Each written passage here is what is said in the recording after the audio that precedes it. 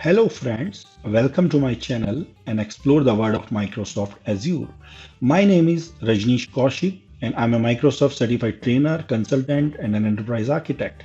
For more latest videos and blogs, you can always log into my website rajneeshkaushik.com and subscribe to my blog. Please do not forget to subscribe my channel and click the bell icon so you don't miss the latest videos. Do like, share and comment.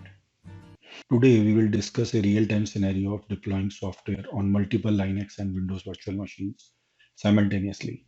Suppose you have 500 virtual machines, both Windows and Linux, and you want to push the software to these virtual machines. Obviously, it's not a workable solution to perform the manual installation on these 500 VMs.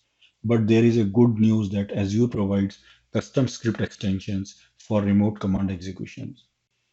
To demonstrate remote software deployment on multiple Azure, Linux, and Windows VM, I have developed a demo. In this demo, we will install Adobe Reader on multiple Linux and virtual VMs. Okay, let's understand the logic of this script.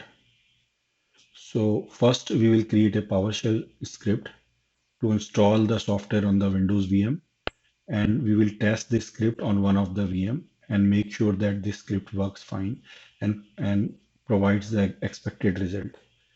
Then we will develop a shell script and again we will execute this shell script on one of the Linux VM and we will make sure that this script executes as per the expectation and installs the software.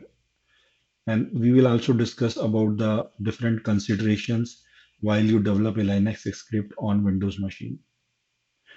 Then we will create a list of servers into the CSV file, and that CSV file will be used by the script while it installs the software on the VMs. Then we will create a storage account to store these PowerShell and shell scripts. We will also copy the access key of the storage account so that the main script can use access key to grab these scripts from the storage account. Then we will create a custom script extension for Linux and Windows. There is a difference between custom script extension for Linux and Windows because Linux custom script extension requires Azure CLI, while for Windows custom script extension we can use PowerShell. And then we will go over the main script and its execution logic and different considerations. So in the script execution logic, the script will first log into the Azure and then it will check whether these VMs are running or not. If these VMs are not running, it will start these VMs and after that it will check whether the extension is already installed or not. If extension is already installed, it will uninstall this extension and start installing the extension. Once extension installation is done, that means the software is already installed, then it will shut down this VM so that we can stop incurring the cost in the Azure. And then after all the VMs, in all the VMs, the software installation is completed, the script will exit. So let's see how this script works. Okay, so here is a Adobe installer for Windows VMs script. So let's understand this script. So first we have created a working directory variable and this will be C colon slash installer where our installer binaries will be copied. So first this script tests the path, whether the working directory path exists or not. If it is not exist, it does not exist, then it will create this path. Then it will get the source and destination. Source will be the path from where this script can download the software. And in our case, this is a path. And in your case, in your software installation, it can be any other path. And the destination is the working directory, which we already created. And then the destination is the exe file of the where we are going to run this exe file. Okay, so now we are going to use the invoke web request command to get uh,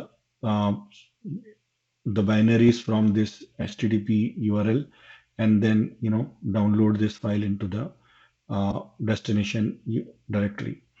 Then we will start the installation with the start process commandlet, and it will have these argument lists. So for each software, there will be different set of argument list.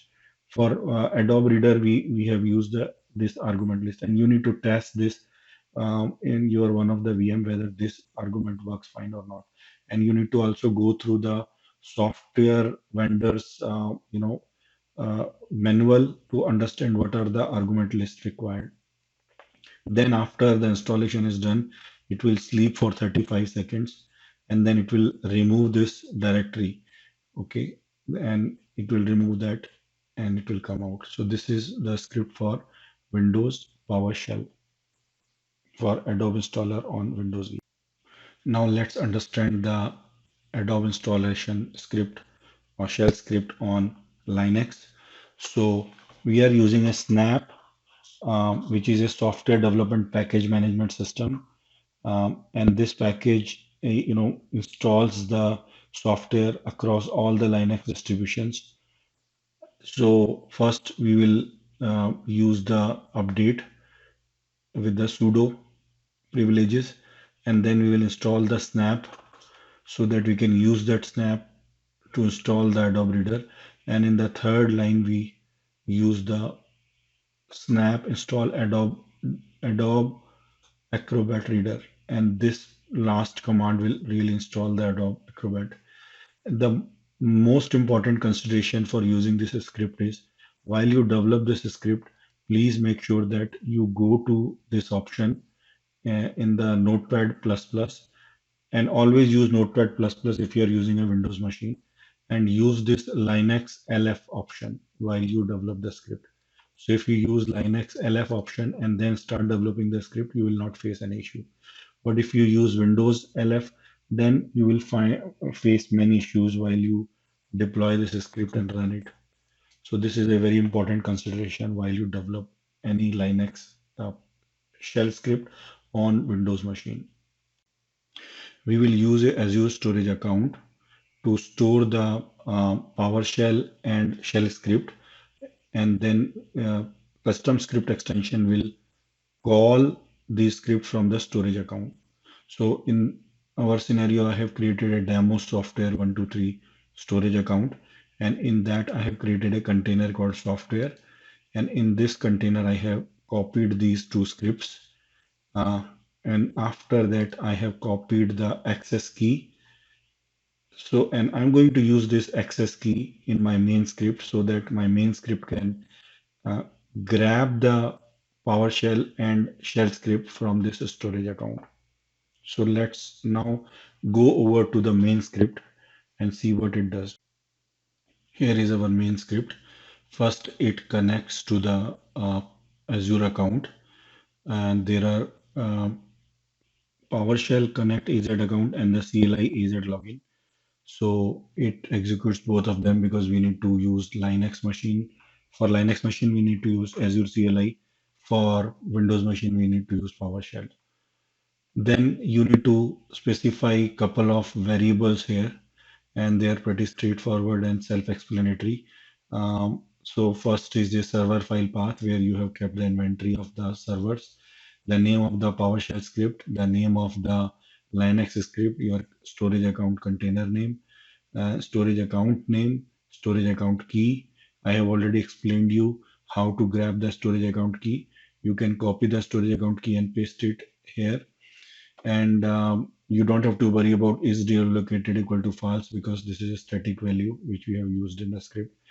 Then you have to copy your resource group name where your all the VMs are stored inside the resource group, and it will these two settings you don't have to worry because these are specific static values for Windows and Linux script extensions, and the remaining part of the script automatically does the work for you by taking these variables and construct some strings so that these strings can be used in the respective custom script extensions.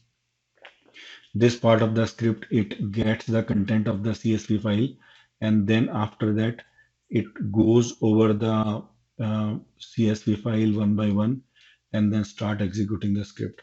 So if you see this, first it checks whether the resource group present or not. If it is not present, it comes out. Then it checks the in the within that resource group what is a VM name, whatever the VM name it is grabbing from the CSV file, and then it checks the status of the VM. If after checking the status, if it finds that if VM status is running or not, and it also checks whether the VM is of Linux type or Windows type. Based on the Linux type and Windows type, it sets some variable in this VM OS, and based on the this variable, it will use respective custom script extension. So for Linux, if the VM OS is Linux, it will use CLI, but if it is a Windows, it will use the PowerShell. So this part of the script, what it does is it checks the status. If it is generalized status, VM is generalized status, then it do not take any action. But if it is deallocated, that means the VM is stopped, then it will start the VM. And if the VM is already running, it will not do anything. It will start with the installation. So this is a code which does the status check for the VMs. So if you see, this is for VM deallocation. It starts the VM and comes out. If it is running, it does not do anything, and it will just say that it is proceeding with the agent installation. And after that, once this is done, then here is the main core part of the script. So in this, again, it grab the VM information and the extension information from that VM, and it checks whether the custom script extension is found. And here, if you see, it checks in the VM if the VM extension type is Windows or VM extension type is Linux. Then it remove the custom script extension from the VM, and while removing it, first it checks whether the VM is Windows or Linux. If it finds that VM is Windows VM, it uses the PowerShell commandlet to remove the extension. But if it finds the Linux, then it uses a CLI to remove the uh, extension. And once it is removed, it shows the message that the extension is removed successfully.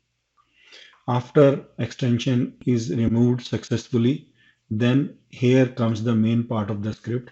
And in this part of the script, it actually does the real installation part. So again, it checks whether the VM is running or not. And if VM is already running, then it installs the Adobe installer after checking whether the VM is of Windows type or Linux type. So again, for Windows VM type, we are using a PowerShell um, for set AZVM extension, but for Linux, we are using a CLI. And these variables, whatever you are seeing here, is already created in the first part of the script.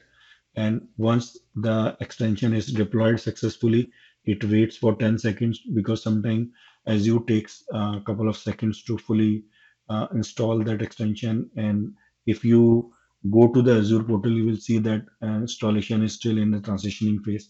And after a couple of seconds, you will see that it is successfully installed or succeeded. So it waits for 10 seconds, and it sleeps for 10 seconds with a start sleep commandlet. And after that, um, you know it says that the extension is successfully installed, and it stops the VM and comes out. So it does this for all the VMs. So let's see how our script works. So let me run the script and see how it works. So I'm running this script. So it is asking my credentials.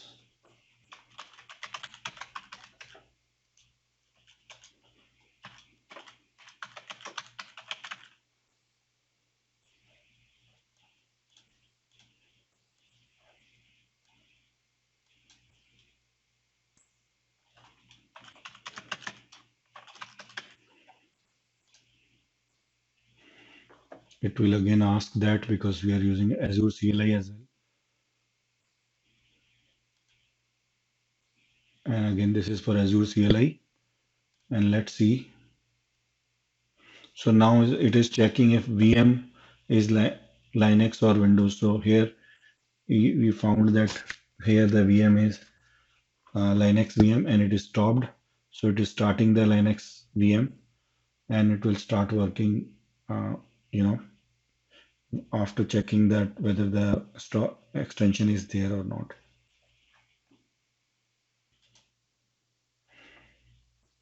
Now you see that it started the VM, and after that, now it is checking whether the extension type is of the VM, and after that, it is removing because the VM extension is already installed in my previous run of the script. So now it is removing it. After removal is done, it will start installing it.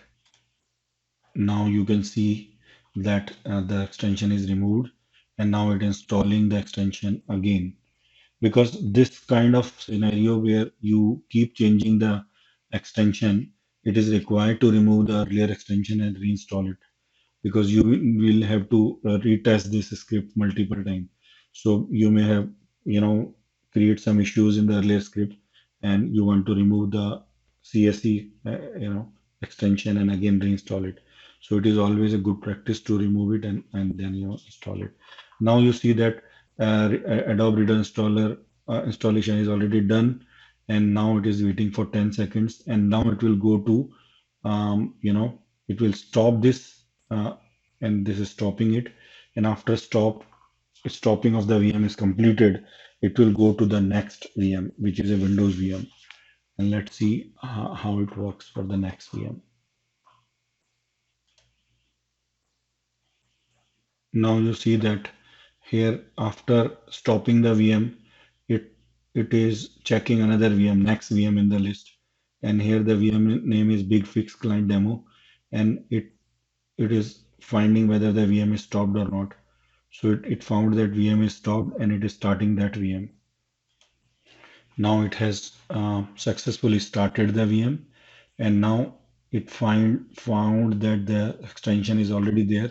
So it is going to remove it first, and after removing it, it will start installing the extension.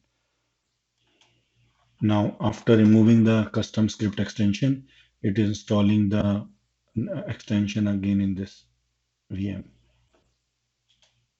Okay, so now it has already installed the VM extension, and then it is going to stop the VM now and go to the third VM.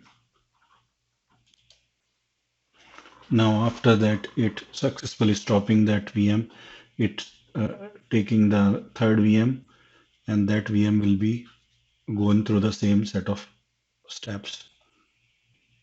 So it is checking that VM2 is a Windows VM or Linux VM, and it is finding that the VM2 is stopped, so it's going to start it.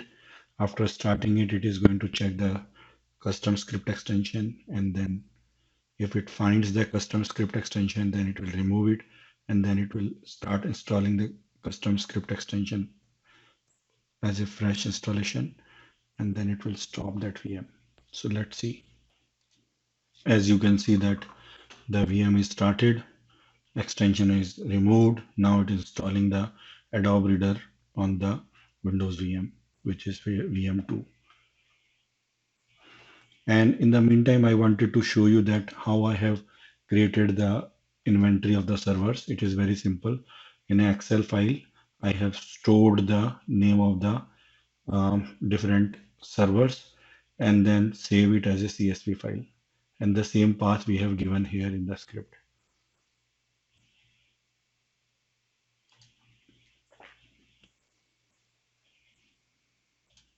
Now after installation, all the VMs, the script is successfully exited after stopping the last VM.